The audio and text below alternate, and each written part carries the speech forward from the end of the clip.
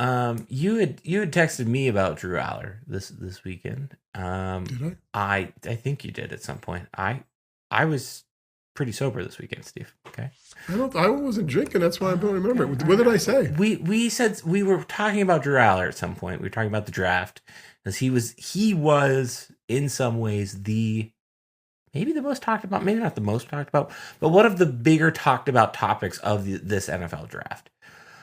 Um, I guess kind of semi-related, and I know I started with this joke, but has the NFL draft in and of itself just become a content creation machine? Is it all just for TV? Like, is there any other purpose to the NFL draft and the combine and this whole process other than what we're doing, or like why do you think we it's hard for us not to talk about the draft? I think it is. I think the combine, right, was the question. Yeah, I think it's a content creation machine, and it's what's the test for stupidity? It's the because Wonder Lick. Yeah. no, because the Wonderlic was the test that they Oh, gave. They don't give anymore. yeah. It is a test at this point for if somebody's just totally ill prepared, because it has become such an industry to prepare for the NFL draft. They run the same drills in their camps. They do whatever.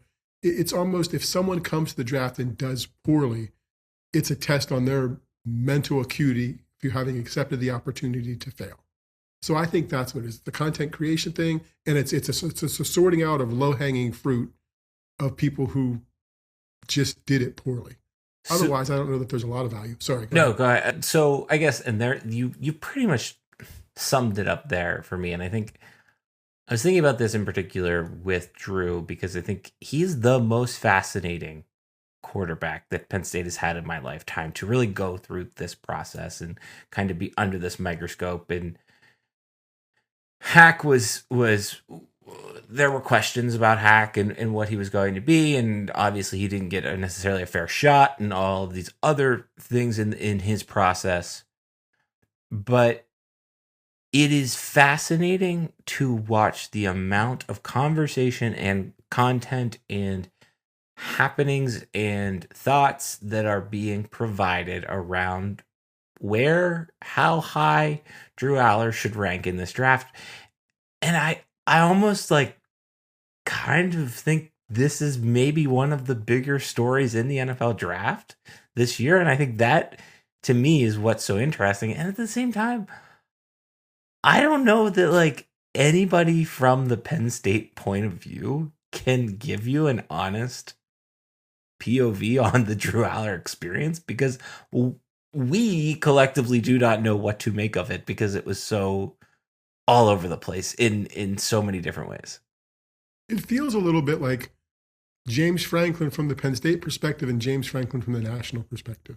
I think if you're watching the draft, the combine for sure, and you don't watch a lot of game tape, you look at it and say, oh, look, measurables, look at that, throws a good ball, did a great job, wonderful. If you're a Penn State beat writer or fan who's watched a lot of it, you're like, okay, yeah, but there were a bunch of outs that were at people's feet, and there were some poor decisions. And yes, that 2 years ago didn't throw an interception for 3/4 of the season. I can understand the reason for the different opinions.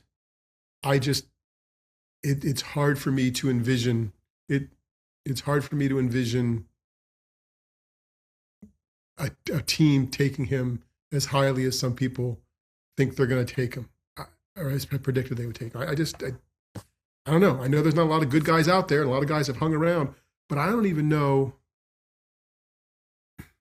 I don't even know if I feel like he's a hang around for a long time guy, workmanlike kind of guy that has been around for 8 years as a backup. I don't know. It will be interesting. It is intriguing. It'll be whether or not he's going to make family life-changing money in the first round, or he's going to stick around. I mean, it's all life-changing at this point, but I understand why there's differences of opinion, I guess, from seeing him as a Penn State fan and watching his interactions with the media.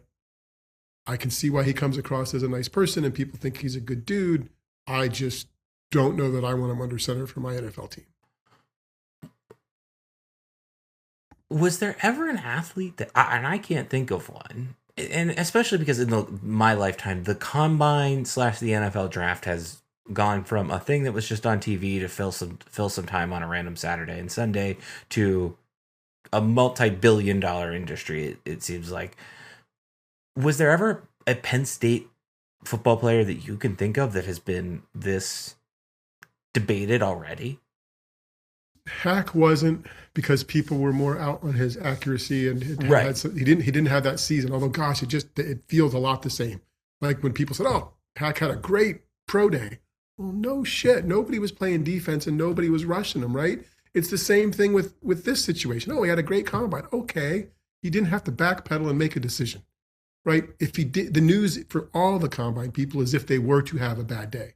Back to the low hanging fruit comment. I don't remember LJ. I think people were divided on LJ because I didn't know as much as a fan, or didn't seem to consume as much as a fan of the attitude and stuff like that. Because I still maintain, if some guy from Ohio State had rushed for more than 2,000 yards, as LJ did as a senior, without a member of his offensive line on the all-conference team, that would have been a Heisman Trophy winner if that person were from Ohio State. And at Penn State, he wasn't. So I don't remember if that was debate about him going into the NFL then, and the NFL valued running backs a little more back then. So maybe he was a little more debated, but again, decade ago plus at this point, right? So right. I don't know if the NFL draft merited that much discussion. No, as deeply. It did, but maybe not as deeply as this. So no, he may be, Drew may be one of one in terms of what that discussion is presently and how that discussion is treated.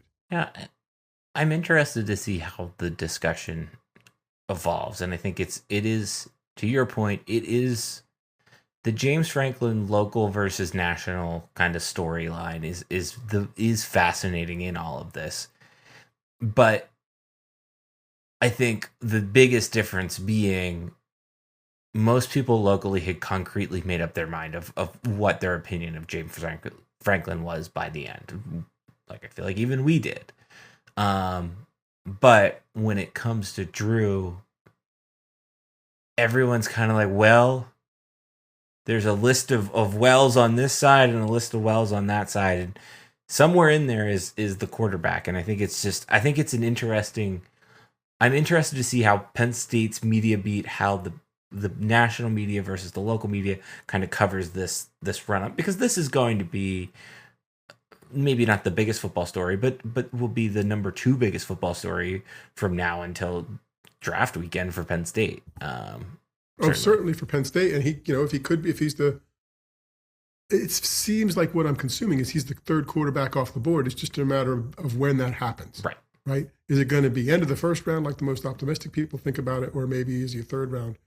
Because, Diego Pavia is the height thing that keeps him from being, I guess, elevated, perceived higher. And maybe he feels a little bit from afar and not close enough to it, but just the lower hanging fruit test of, yeah, go ahead, be true to you, but maybe interview a little bit differently and drop a chip on your shoulder. Yeah. But, no. And your mentor is Johnny Manziel. I mean, to Drew Allar's credit is, Johnny Manziel isn't his mentor, so that's a plus. It's an easy no-brainer decision there.